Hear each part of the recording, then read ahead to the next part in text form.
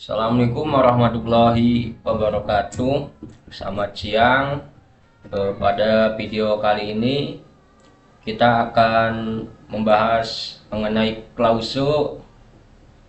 Sebelumnya perkenalkan, nama saya Bagus Prayoga dari Preg B, Universitas Pamulang, Kampus Serang, dan Prodi Teknik Mesin. Kali ini video ini dibuat untuk memenuhi tugas salah satu mata kuliah, yaitu tugas bahasa Inggris teknik.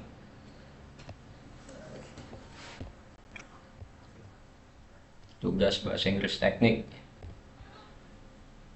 Perkenalkan lagi, nama Bagus Prayoga, NIM saya 2310903020 dari kelas 02 MSSM 001 Prodi Teknik Mesin dengan dosen pengampu Bapak Ubaidillah SPD MPD.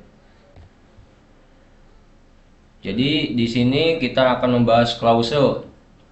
Dan apa saja yang dibahas, yaitu ada apa itu klausul, independent clause, dependent clause, jenis-jenis dependent clause, dan kesimpulan. Apa itu clause? Clause adalah sekelompok kata yang terdiri dari subjek dan verb. Oke, lanjut. Dan selanjutnya ada independent clause. Jadi independent clause adalah clause yang dapat berdiri sendiri sebagai kalimat lengkap. Untuk contohnya, she sing beautiful dan they are playing football, yang mana pada dua contoh ini sudah dapat disimpulkan sebagai kalimat yang lengkap atau kalimat yang bermakna. Jadi tidak ada penambahan lagi. Untuk selanjutnya ada dependent clause. Dependent clause adalah clause yang tidak bisa berdiri sendiri sebagai kalimat lengkap dan membutuhkan independent clause untuk membuat kalimat yang utuh. Sebagai contoh ada because she was tired, yang mana ini dependent clause dan ditambahkan independent clause untuk menjadi sebuah kata yang bermakna, ya seperti ini, sehingga menjadi because she was tired she went to bed early. Jadi seperti itu, yang mana dependent clause itu membutuhkan membutuhkan independent clause untuk membentuk kalimat yang bermakna atau menjadi utuh dan bisa dapat dipahami. Selanjutnya jenis-jenis dependent clause.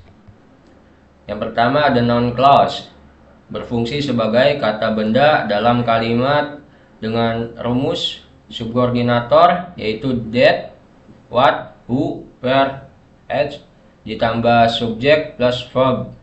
Contohnya, I know that she is coming, dan what they said was pricing.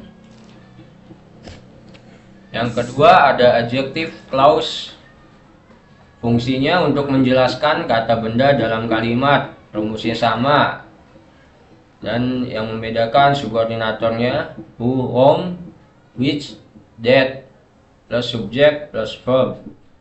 Contohnya, the book that I read was interesting, dan the man who called you is my uncle.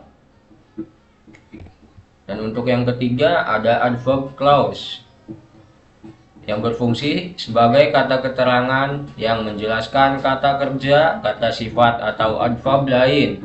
Rumusnya sama, ada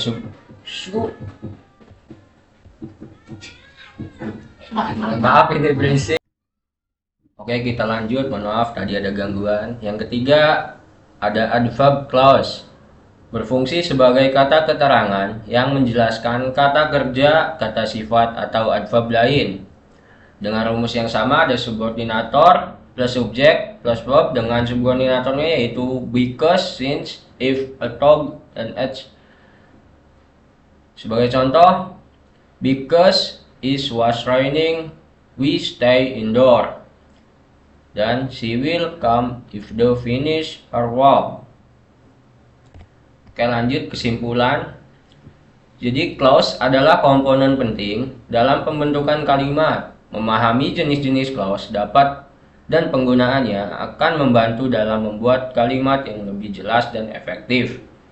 Independent clause dapat berdiri sendiri sebagai kalimat lengkap, sedangkan dependent clause membutuhkan independent clause untuk memberikan makna yang lengkap atau kalimat yang dapat dipahami.